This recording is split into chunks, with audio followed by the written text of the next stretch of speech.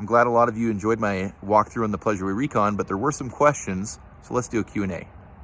So I did do a general walkthrough earlier, and I'll put the link to that in the description for the video. But today I want to dig into the meat and potatoes of it. So let's start with the cab.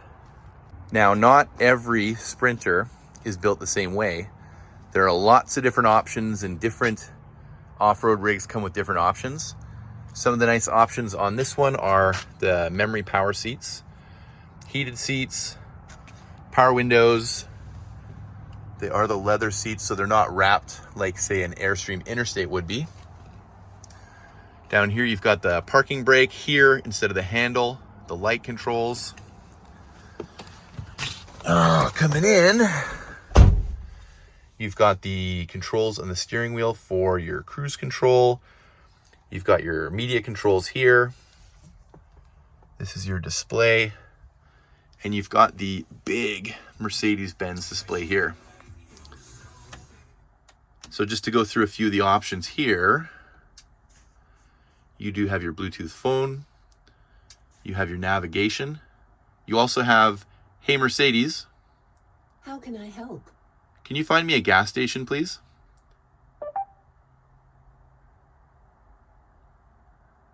There we go. Nice. You've got your radio, of course, media, vehicle info. Unavailable right now. I guess I have to turn it on.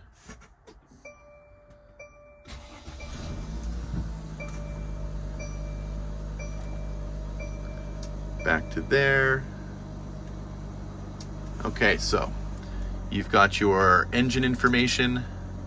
It's your performance, torque, battery voltage, consumption information. This hasn't really driven much, so you're not going to have a whole lot. Different apps, and this is kind of cool here. So you have your ESP. You can turn that on and off. You've got your park assist, on and off, Parktronic. Got your lane keeping assist. Other features like camera assist and parking assist, traffic sign assist, active lane keeping, active braking, attention assist, blind spot assist. So this has got all the safety features that people would like in the Mercedes.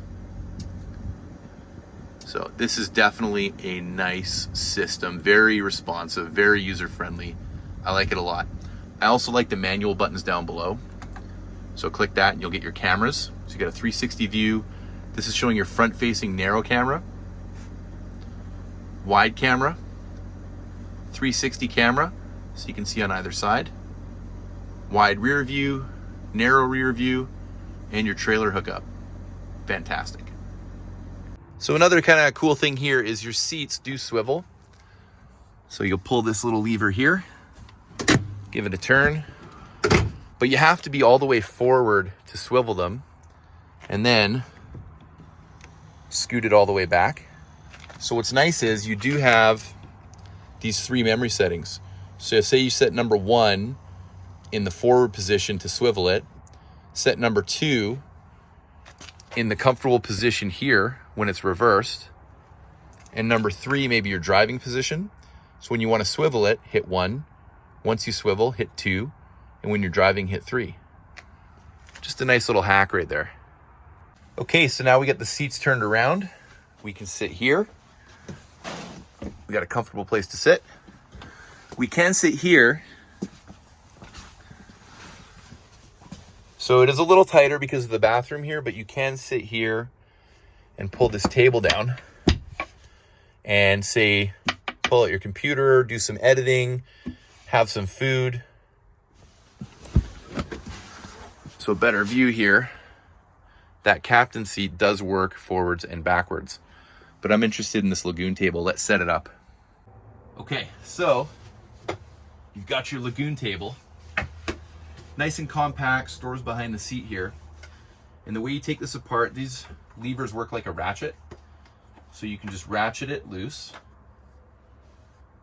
Okay, this is for the top of the table. Then for the bottom of the table,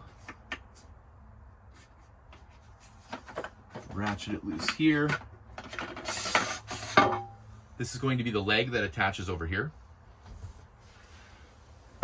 put that down. Put this leg down here.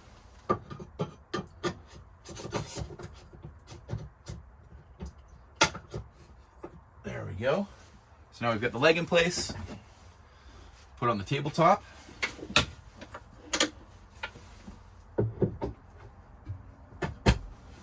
And there we go. So now we've got another table here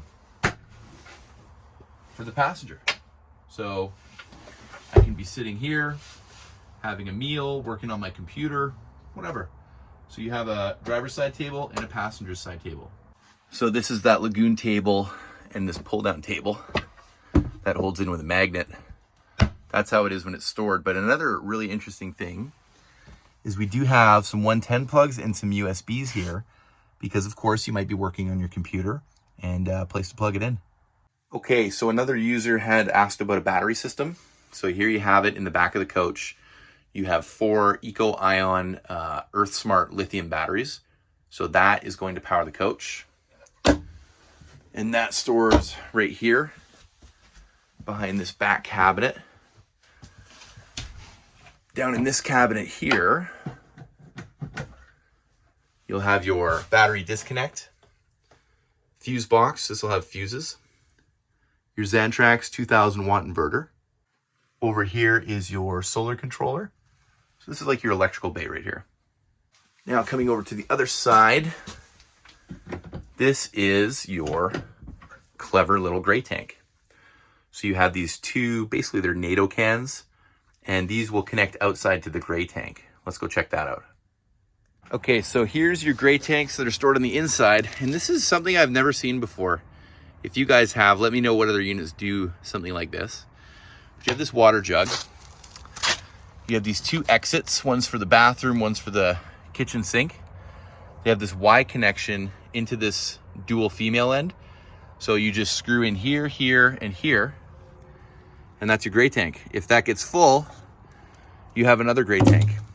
But what I really like about this is if the gray tank's built in, say it's 15 gallons, once you're 15 gallons, you're done. You have to go find somewhere to dump it. But if you wanted an extended stay, you could bring 3 of these, 4 of these, 5 of these, and have as much gray as you want. Combine that with the black tank. Let's take a look at that. So this is the Thetford cassette toilet. So combine that with the cassette toilet here, you could bring 1, 2, 3 of these as well. So by doing this removable gray and black tank, it does make it easier to dump in different places other than a sani station. But you could also bring extra cassettes and extra jugs for an extended stay. Kind of clever, I like that. Okay, gray tanks are put back. We'll close that up. Next door. So this, it's a little bit of storage in here. This is the controls for your Truma. And now that's going to control your heat and your hot water right there. You've got some 110 plugs here. Underneath the sink is access to your plumbing. Now it looks really clean. You've got your water pump right there. You've got your water heater right there. So if one needed to access this, nice and easy. I like that too. Up above there, you've got your little sink area with your faucet. You wash your vegetables, have a little prep space right here. Now let's take a closer look at this bed system. So we can put one side down to create a workstation. So let's say you're fixing your skis, fixing your snowboards. You've got a nice big space here to work with. Let's say you're cooking. All this prep space, you could put your induction cooktop here. That's what that lower plug is for. But one person had said, well, let's use this for a twin bed, okay? So we're only going to be going solo. We'll put one side down, one side up. But then, to make it a bed, we need these support braces. So we've got one here and one here. So if we're using this side for a bed, and we also want to get back here, this brace is in the way. Well, it looks like they'd already thought of that. And I didn't notice this until I looked closer. They put this D-ring here. So what you could do, you could use this clip here. This is disconnectable. Clip that up into this rail, okay? And then have a tie down to tie this side up so that you don't need to use this brace here. I mean, it's going to be weight dependent, but that could be a way that you could get away with not using this brace so that you could still move freely from the front to the back while using this in a single bed configuration.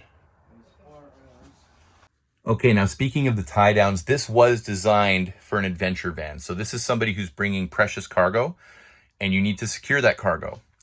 So what they've done is they put these very stretchy mats up here. This could be where your bedding, your sleeping bags, all that stuff could store up here and up here. In fact, right now, this is your window shades for the front. So those are stored up here and out of the way. But what they also did is they put these tie down rails that runs all the way down, all the way down here, all the way down here, down here, over here, over here. So you've got all these great rails to secure all of your cargo in a custom manner. Okay, so let's say we have e-bikes. We can put e-bikes back here. Snowboards, skis, a small kayak. Honestly, you could even fit a dirt bike in here. So if you're using this as it's intended as an adventure van, they did a really great job in making it easy to secure all of your precious cargo. So one other thing people had asked about is for cooking, there's no propane, there's no stove. Well, they've included this true induction cooktop here, which you can use inside or outside, and that Xanthrax 2000 watt inverter. So your kitchen can be whatever you want it to be. It can be here, it could be outside, however you want to set it up. Then for cooling, we got options too. We got the Truma 12 volt cooler. I like I mentioned in my previous video, that's a top loader. You've got lots and lots of room in here for a camper van, of course, and that it is removable. So you have two seat belts. You unclip those. You can take this outside, move it to the back. Anywhere that you've got a 110 or a 12 volt outlet, you can plug this guy in. If you decided to take it out, you've also got all this storage space right here that you're going to start to come out with. So it's a customizable kitchen, we'll call it. Now, I missed the bathroom in the last one, so let's go take a look in here. Now, this is what really makes it great for winter. So people are going to use this for snowboarding, skiing, all kinds of winter activities. So they put this shelving in here, which some people love it, some people hate it. You can't please everybody. But when you need to use a washroom, you just take these shelves out, store them away somewhere. And you've got your rotating cassette toilet. Now you should be able to sit this way. If you're too big, say you're 6'5", you can just swivel the toilet and you can sit this way. But what's great about this is it's a one-piece shower. And down here, this basin is great for your ski boots, snowboard boots, winter boots, whatever you're doing. And they actually put a heat vent in there, which I haven't seen before, to dry out all your wet gear. So if you are using this for winter sports, this is a great place to be a wet locker or a place while you're sleeping to dry out all your gear. They also put a hanging bar up here. So you can take these shelves out. They don't take up a lot of space, and just hang your jackets, your snow pants, all that stuff up there. Obviously, you do have a shower as well, and that's going to run off that on-demand hot water system. I think this is a fantastic bathroom for what it means to be. So one other viewer did ask me as well about the air conditioning unit. Now, this does not have a generator on board, but it does have an air conditioner. But unfortunately, this is only going to work on shore power. The battery system is a 12 volt system, unlike some of the 48 volt system in, say, like a Jayco Terrain. And it does have an inverter, but it's only a 2000 watt inverter. You would probably need a 3000 watt inverter for something like this. So the AC is optional. It doesn't come as a standard option, but it would be mainly used for when you're plugged in on shore power. If you're boondocking, the other option is the fantastic vent fan. Now, if you're in the middle of Arizona, I don't know if that's going to help you, or in Las Vegas in the summer, but most places this is meant to go shouldn't get too hot. So if you have somewhere to plug in, air conditioning. If you don't have somewhere to plug in, you're going to have to use this fantastic fan. So another feature people wanted to have covered was these roll-up screens. These are going to be fantastic to keep the bugs out, give you some privacy. It'll go full blackout, and you have them here on the rear as well as on the side. Here's a view from the inside with the screens up, so not a lot of light coming through there. That actually works quite well. That's for blackout. Now you can unzip the inner layer, and it's hard to see here, but you do have a bug screen. So you can use it for a screen or a blackout. A lot of options there. You do have the roll-up screen here on the side door. And the cool thing about this one, it does have a magnet there, so you can just leave this up all the time as a blackout or a bug screen, and you can still push your way through there. Well guys, I hope that clears things up for you. If you have any other questions, let me know in the comments. If you're liking the content, make sure to subscribe for more. And as always, have a great day.